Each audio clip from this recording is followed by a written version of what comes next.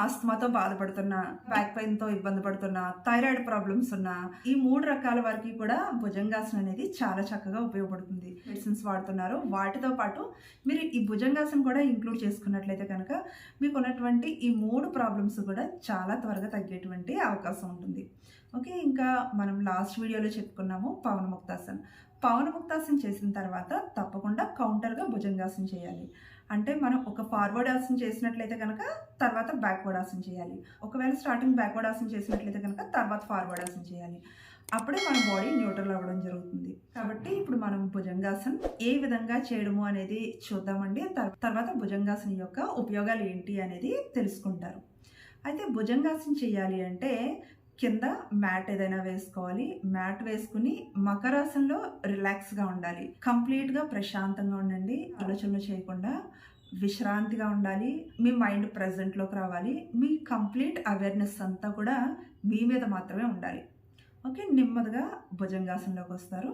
ఏ విధంగా అంటే 2 చేతులు చెస్ట్ పక్కనే ఉంచి నెమ్మదిగా పైకి రేజ్ అవుతారు. ఓకే. ఇలా రేజ్ అయినప్పుడు ఒకసారి మీరు గమనించండి. ఈ పిక్చర్లోని బ్యాక్ పార్ట్ అంతా కూడా కాంప్రెస్ అవుతుంది. ఇంకా ఫ్రంట్ పార్ట్ అంతా కూడా స్ట్రెచ్ అవుతుంది. ఓకే. ఈ స్ట్రెచ్చింగ్ని ఒకసారి మీరు అబ్జర్వ్ చేయండి. ఎక్కడి నుంచి స్ట్రెచ్ అవ్వాలి అంటే మీ ఫేస్, మీ ఫోర్ హెడ్ దగ్గర స్ట్రెచ్చింగ్ తెలుస్తూ ఉండాలి. జస్ట్ పైకి రేజ్ అవ్వడం ఒక్కటే కాదు, స్ట్రెచ్చింగ్ కూడా చేయాలి. ఈ స్ట్రెచ్చింగ్ యొక్క ప్రెజర్ కూడా మీకు తెలిసే విధంగా మీరు స్ట్రెచ్ చేయాలి. మీ ఫోర్ హెడ్ దగ్గర స్ట్రెచ్ చేయాలి. ఫోర్ హెడ్ దగ్గర స్ట్రెచ్చింగ్ తెలియాలి. తర్వాత మీ థ్రోట్, మీ గొంతు భాగం దగ్గర మీకు స్ట్రెచ్చింగ్ తెలియాలి. చెస్ట్ దగ్గర స్ట్రెచ్చింగ్ తెలియాలి. ఇంకా అబ్డోమినల్, లోయర్ అబ్డోమినల్ వరకు మీకు స్ట్రెచ్చింగ్ తెలియాలి. ఆ స్ట్రెచ్చింగ్ యొక్క ప్రెజర్ కూడా మీకు తెలిసే విధంగా పైకి స్ట్రెచ్ అయ్యి ఉండాలి. 2 చేతుల యొక్క పొజిషన్ కూడా ఒకసారి గమనించండి. ఈ 2 చేతులు ఇదే విధంగా ఫోల్డ్ చేసే ఉంచాలి. చాలామంది భుజంగాసనం అనేటప్పటికీ చేతులు 2 చెస్ట్ పక్క నుంచి ఇలా పైకి రేజ్ అయిపోతూ ఉంటారు. ఇది కరెక్ట్ పోస్చర్ కాదండి. చూడండి, 2 చేతులు స్ట్రైట్ చేసేసారు. స్ట్రైట్ చేయకూడదు, దగ్గరగా ఫోల్డ్ చేసి మాత్రమే ఉంచాలి. ఇంకా 2 కాళ్ళ యొక్క పొజిషన్ జాయిన్గా ఉండాలి. ఈ విధంగా భుజంగాసనం మనం చేయడం జరుగుతుంది. ఇలా ఉండగలిగినంతసేపు ఉండి ఎప్పుడైతే మీకు ఉండలేను అనుకుంటారో అప్పుడు నెమ్మదిగా మకరాసనంలోకి వచ్చి రిలాక్స్ అవ్వాలి. యోగా చేయడానికి టైం లిమిట్ అనేది ఏమీ ఉండదండి.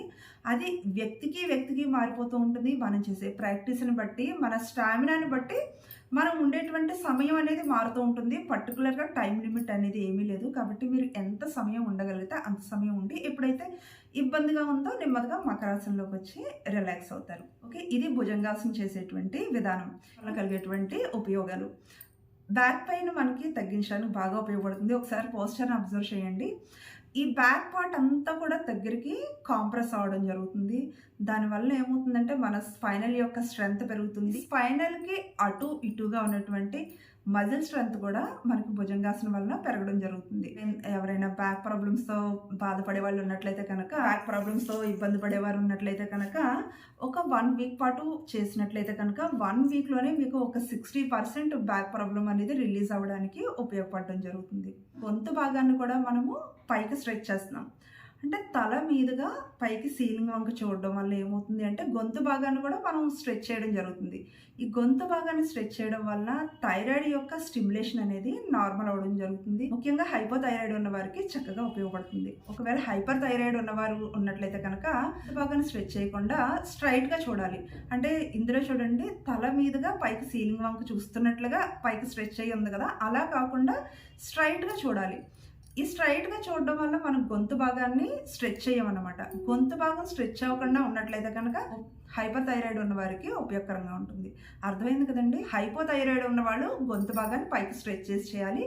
హైపర్ థైరాయిడ్ ఉన్న వాళ్ళు స్ట్రెచ్ చేయకుండా స్ట్రైట్గా చూస్తున్నట్లుగా ఉండాలి. ఇందులో చెస్ట్ పార్ట్ అనేది బాగా ఎక్స్పెన్షన్ అవుతుంది. చెస్ట్ పార్ట్ ఎక్స్పెన్షన్ జరగడం వల్ల ఫైనల్గా లంగ్స్ స్టిమ్యులేట్ అవ్వడం జరుగుతుంది.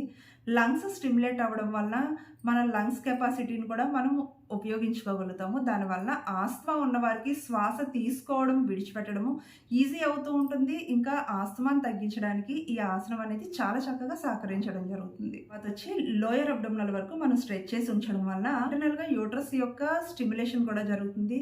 దానివల్ల పీరియడ్స్ ఇర్రెగ్యులారిటీ ఉన్న వారికి, అంటే ముఖ్యంగా పీసీఓడి ఉన్నా, లేదు అంటే అదర్ గైనకల్ ప్రాబ్లమ్స్ ఉన్నవారికి, ఫైబ్రాయిడ్స్ ఇలాంటి ఉన్నవారికి కూడా ఈ భుజంగాసనం అనేది చక్కగా ఉపయోగపడడం జరుగుతుంది. యోగాలో ఉన్నటువంటి భుజంగాసనాన్ని మీ యాక్టివిటీలో తప్పకుండా చేర్చుకోండి. మీరు ఏవైతే వాడుతున్నారో వాటితో పాటు తప్పకుండా ఈ భుజంగాసనం చేసినట్లయితే కనుక రూట్ దగ్గర నుంచి, అంటే ఇంటర్నల్గా ఆర్గన్స్ దగ్గర నుంచి కూడా ప్రతి సెల్లో కూడా స్టిమ్యులేట్ చేయడము, యాక్టివేట్ చేయడానికి, టోటల్ సిస్టమ్ని నార్మల్ చేయడానికి భుజంగాసనం అనేది మనకి ఉపయోగపడడం జరుగుతుంది. ఈ వీడియో మీకు నచ్చినట్లయితే కనుక తప్పకుండా నా వీడియోని లైక్ చేయండి, సబ్స్క్రైబ్ చేయండి, ఇంకా షేర్ చేయండి.